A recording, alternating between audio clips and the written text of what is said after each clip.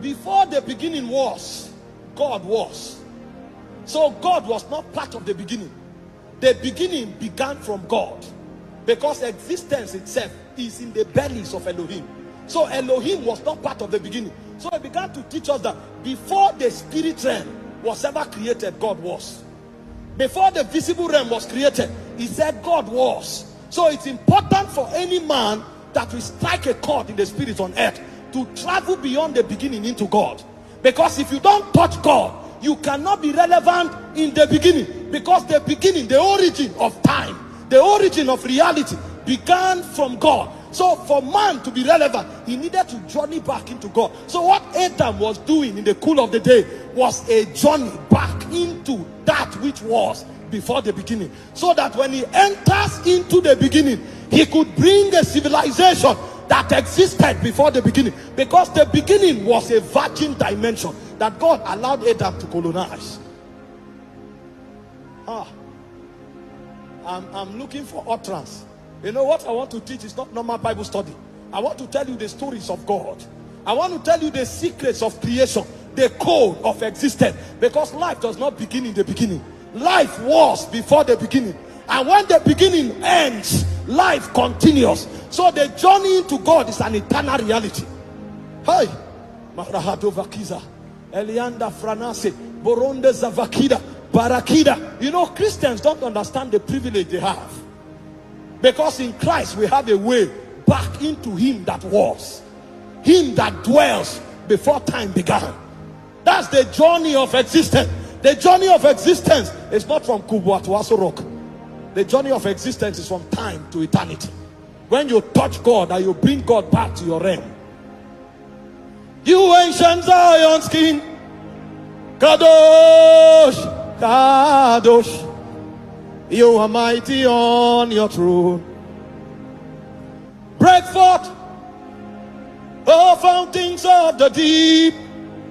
Cry out, Kadosh, you are mighty on your throne. You know, Adam did not understand the significance of this journey that he was enjoying in Eden.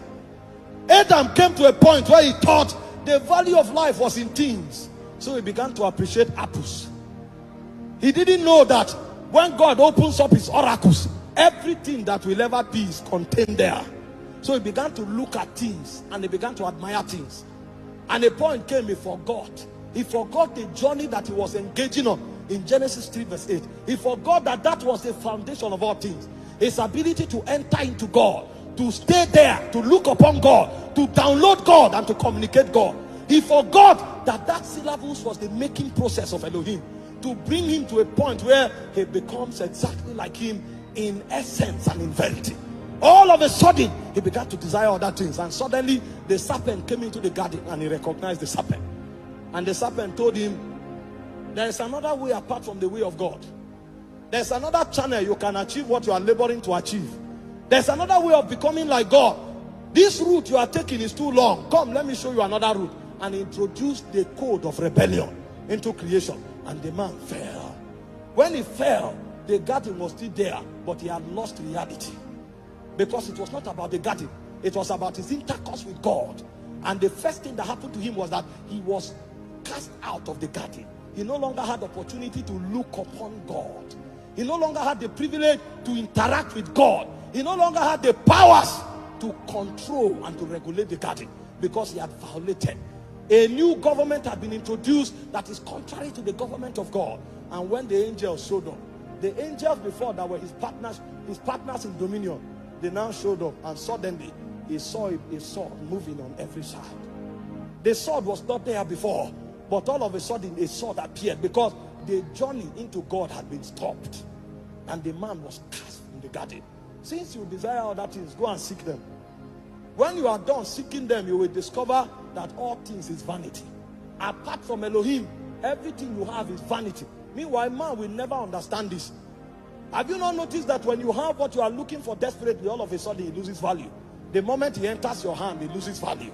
Because nothing has value until it is captured in God. If it is not captured in God, the verdict has already been passed. It said it is vanity upon vanity. All amounts to vanity. The only place you can look upon reality and continually admire it is in God. The man did not realize it.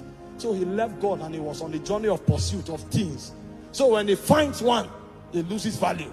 He dumps it, he looks for another. When he finds it, he loses value. A point comes, what is this? He now discovered that part apart from God is the part of death.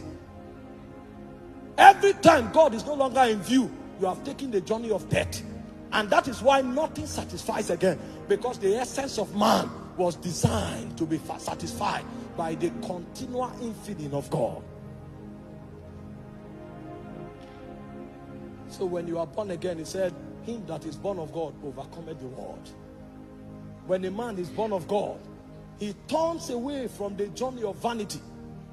That part which is a departure from God, he turns away from it and he comes back to focus. He begins to seek Elohim again.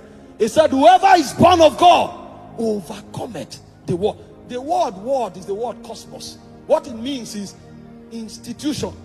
It means government. It means administration. Every protocol that is set in place that provokes a departure from the presence. He said, when you are born again, you begin to live above that protocol. All of a sudden, you come back to that point again where intercourse is reestablished. Now, if you enter into God, you will discover there are three realities that governs the civilization of God. The first reality that governs the civilization of God is the will of God. The second reality that governs the civilization of God is the wisdom of God. The third reality that governs the civilization of God are the purposes of God. This is why your prayer can't change the will of God. Because the will of God existed before you started praying. So your praying is correct when you align with the will of God. Because that reality, it existed before all things. In fact, civilization emanated from that reality. That's why when you do things in your own way, God doesn't hallow it. Before you do anything, he shows you how to do it. Because it's not just about doing it, it's about how it is done. It must be consistent with the wisdom of God for the blessings of God to come upon it.